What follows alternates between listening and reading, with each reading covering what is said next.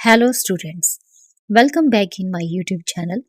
Students, if you are new to my channel, please subscribe my channel and hit the bell icon so you get the latest notifications timely. So students, today's topic is management accounting process. So let's get started the video. Management accounting process.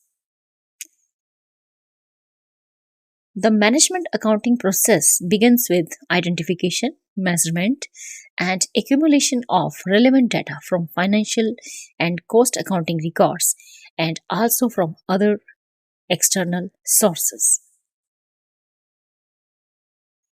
तो students basically management accounting process क्या है?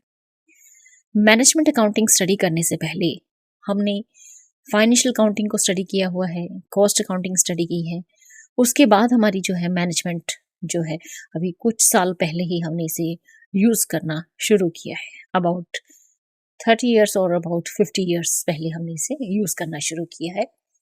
तो हमारा जो management accounting process है ये शुरू कैसे होता है?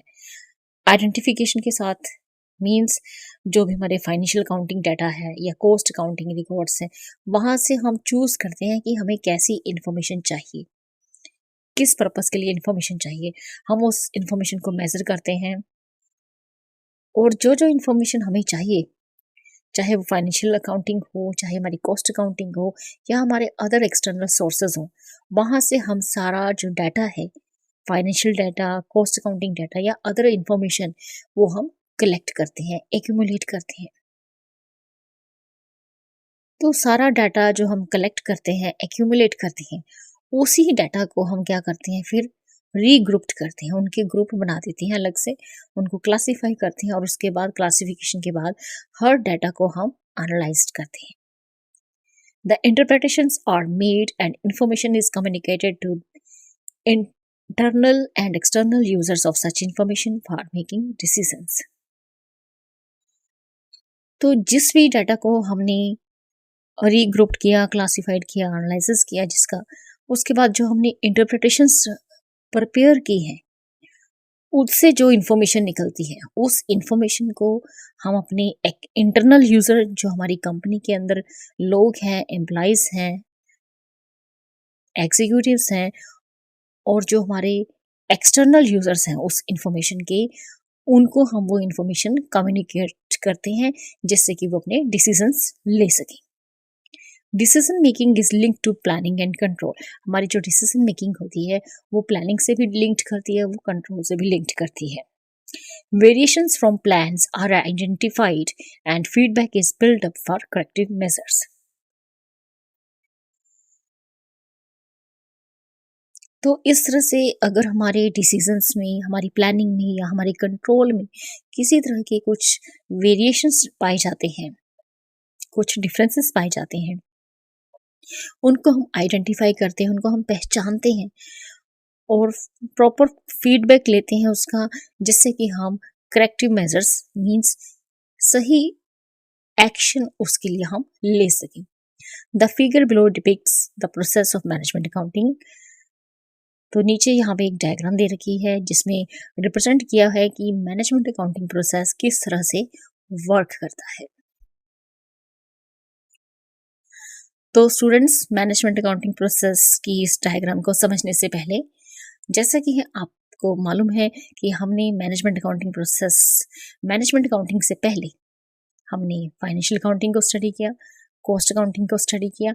तो मैनेजमेंट अकाउंटिंग के लिए जो डाटा आपको लेना होगा वो कहाँ से मिलेगा? आपको फाइनेंशियल अकाउंटिंग से मिलेगा, वो डाटा आपको कॉस्ट अकाउंटिंग से भी मिलेगा और अदर सोर्सेस से भी मिलेगा। तो इस तरह से फाइनेंशियल अकाउंटिंग को जो डाटा सपोर्ट मिलता है वो कहाँ कहाँ से मिलेगा? फाइनेंशियल अकाउंटिंग से मिलेगा, कॉस्ट अकाउंटिंग से मिलेगा और अदर सोर्सेस से मिलेगा। तो इस तरह से management accounting is a process of data identification. Means financial accounting में आप चेक करेंगे, कॉस्ट अकाउंटिंग में चेक करेंगे या अदर सोर्सेज में आप चेक करेंगे कि आपको किस तरह की इंफॉर्मेशन, किस तरह का डाटा वहाँ से चाहिए।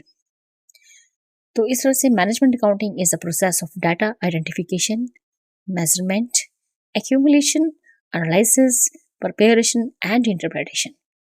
डाटा आइडेंटिफाई किया जाता है, फिर मेज़र किया जाता है, उसे एक्यूमुलेट किया जाता है और उसके बाद उसका प्रॉपर एनालिसिस किया जाता है, देन रिपोर्ट्स प्रिपेयर की जाती हैं और उसे इंटरप्रेटेड किया जाता है।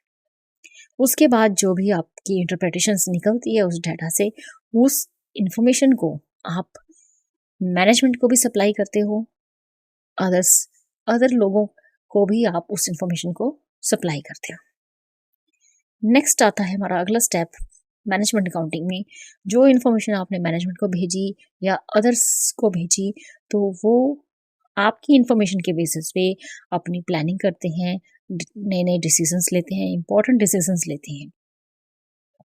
देन उसके बाद आता है हमारा इम्प्लीमेंटेशन। जो प्लानिंग हमने सोची है, जो डिसीजंस हमने डिस्कस किए हैं, उनको हम फाइनली इम्प्लीमेंट करते हैं।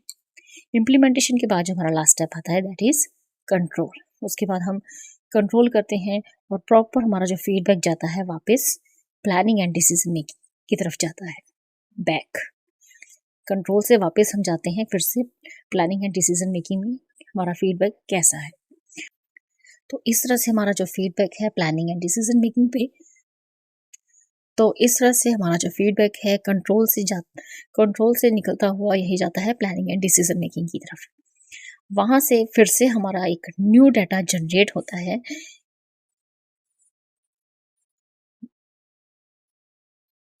तो आप यहाँ पे देख सकते हैं न्यू डाटा जनरेट हो रहा है कि हमारा जो भी हम अब तक मतलब जो भी स्टेप्स हमने प्रॉपर फॉलो किए, क्या वो प्रॉपरली इम्प्लीमेंट हो रहे हैं या नहीं हो रहे हैं।